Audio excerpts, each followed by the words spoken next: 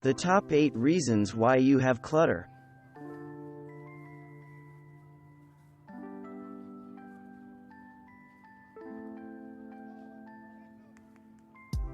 More common than you think, many people might just not know what clutter is.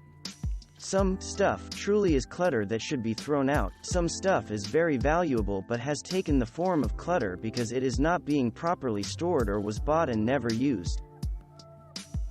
This is a huge area of confusion in many households. How do you know when to toss, shred, donate or sell an item if you don't know how long you should keep it?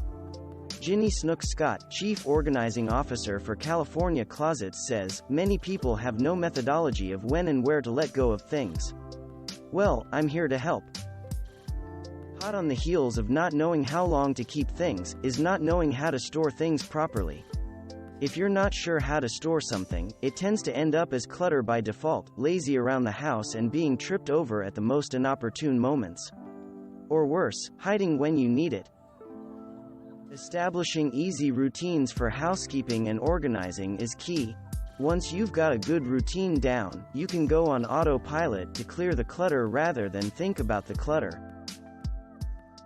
Trays, bins, baskets, jars, and hooks are all excellent clutter busters because they take one-off items like pieces of mail, remote controls, cooking utensils or toiletries and make them look organized.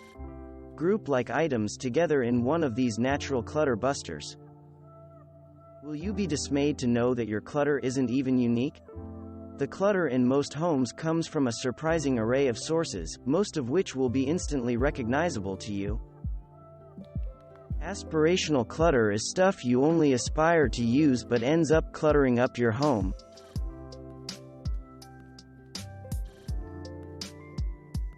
Letting go, especially of sentimental items, is a big part of decluttering.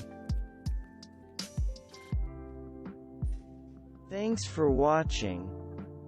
Subscribe for more interesting videos. And please hit the like button for the YouTube algorithm.